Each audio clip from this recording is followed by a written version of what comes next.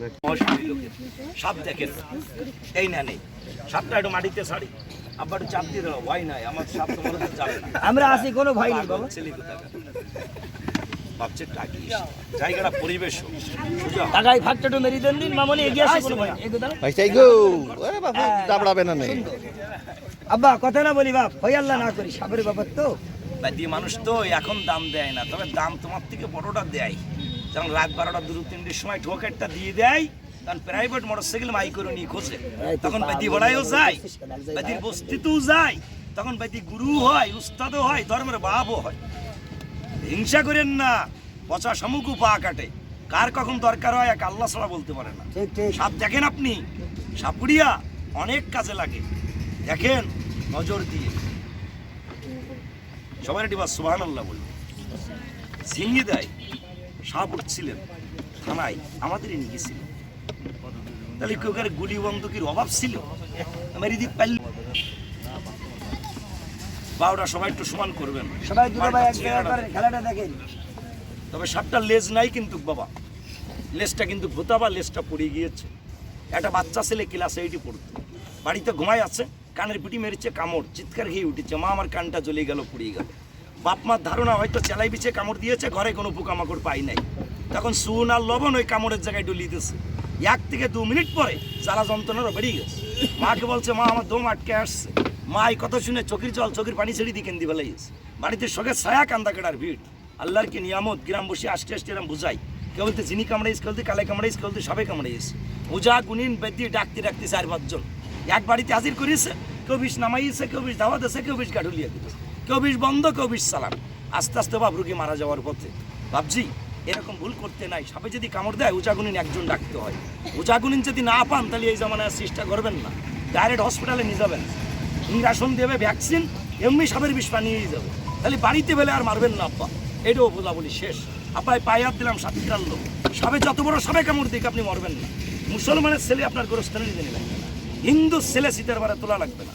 সাপে কামড় দিয়েছে, আপনি মাটিতে কোপ দেন, দেখেন মাটির ভিতরে লম্বা লম্বা পোকা বাস করে, বাচ্চারা ধরে বড় লম্বা লম্বা বসি দিয়ে খেতিয়ে খালের থেকে বিলির থেকে মাছ ধরে, পোকাটা চিনতে পারলেন, সেকেন্ডে বিষ পানি করে, মূল্যায়ন করার লোক নাই। এই কেশুর গায়ে দেখেন বিজলি বিজলি নালা, নালা নালা জাতীয় নালা, সারাদিন ধরবেন তেলসা নালা, এই ছাড়া আর কিছু পাবেন না। আপনি রাইতের অন্ধকারে হাত দেবেন, দেখবেন চকমক চকমক করে জ্বলবে, স্বর্ণের মতন জ্বলবে, আগুনের মতন জ্বলবে, জোনাকি পোকার মতন জ্যোতি মারে। আচ্ছা কেশুর নালায় জ্যোতি দেয় না, মিথ্যা কথা বললাম? কথা বলেন। এই 4টে উঙ্গলি চাপ দিয়ে নেই গলায় মেজেন, সাপের কামড়ে চোখে জাল পড়ছিল, জাল কেটে যাবে, জবান বন্ধ, জবানটা খুলে যাবে। 1 টুকরো গাছ টান মারেন, রুগীকে খাওয়ান, রুগী সুস্থ। অনেক ব্যাধি সবুরি বলে এদেশে গাছ নেই, আছে, গাছটা বেজি দিতে হলে গাছটার নাম ডাইরেক্ট শোনেন। আচ্ছা সাপ আর বেজি যদি মহেশপুরি এলাকায় মারামারি বা যুদ্ধ করে, একটু জবানে কথা বলবেন, সাপ পারে না বেজি পারে বাবা? আসলে বেজি পারে বাপ। এই বেজি কোথায় যায়? খাগড়াছড়ি, রাঙামাটি, কামরূপ, কামরূপকায় গাছ আনতে যায়, তাহলে ঝিঙ্গি দেয় যায়, তাহলে মহেশপুর, জিন্নানগর, গুড়দা এইদিকে যায়। আসলে মহেশপুর ছেড়ে কোথাও যায় না, মহেশপুরে আশপাশ আগান বাগানে যায়। 1 টুকরো গাছ তুলে এর মাজা দিয়ে যদি লাভ দেয়, হয়তো এর মাজা পড়ে যায়, না হলে এর মাজাটা ভেঙে যায়। গাছটা চিনলে জরি, না চিনলে মামুনির ভাত রান্না করা খড়ি।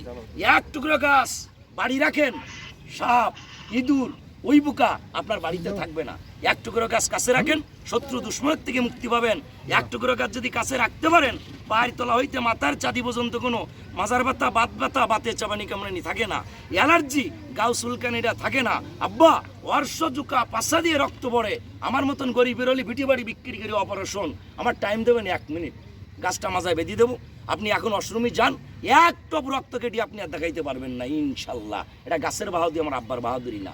গাছটার কিরামতি দেখবেন, 1 টুকরো গাছ তুলেন, হাতটা দুর্বল, ধাতু দুর্বল, সেক্সের ট্রাবল, মিলামেশা ক্ষেত্রে আপনি অত্যন্ত দুর্বল। যদি বা ভ্যাল ধরেন স্টার্ট নেই, ওই কাজে যাইতে না যাইতে কাম শেষ। কারণটা কি? আপনার বীর্য হালকা পাতলা, স্ন্যাক দুর্বলতা, মিলামেশা ক্ষেত্রে টাইম পান না। গাছটা কাছে রাখবেন, লং টাইম সহবাসে থাকতে পারলে সাপুরিয়ার জন্য দোয়া রাখবেন। সাপটার লক্ষণ দেখেন, সবাই একটু বা সুবহানাল্লাহ বলুন। আচ্ছা বাবা, এই সাপ যদি 3 থেকে 4 আঙ্গুল কোনো গর্তের ভিতরে ঢোকে, আচ্ছা কেউ টান দিয়ে বাড়ি করতে পারবেন? কথা বললি খুশি হতাম, জবানে বেরোবে? আসলে আব্বা বলতে লেজ ছিঁড়ে যাবে, কাকা খালি বলতিস, আমার ভাইও একবার বলিস না, এদিকে বলতিস না, আয় কাকা খালি লেজ ছিঁড়া না, কই আমার মোটরসাইকেলের এর মধ্যে ঢুকিয়ে দেবো, আপনার সাপ বাড়ি করতে হবে। আমি দেখবো আপনি কিরকম মুস্তান হয়েছেন, পারবেন না। আমি পারবো? আমিও পারবো না। এটা কি খায়? বিরিয়ানি বলো জি সাহেব না, খায় জংলার গাছ। যৌন শক্তি 48 ঘন্টা আছে এদের ভিতরে, অর্থাৎ 2 দিন যাবৎকাল। সাপ দেখেন, একটু দেখায়, মেয়ে কুকুর মদ্দা কুকুর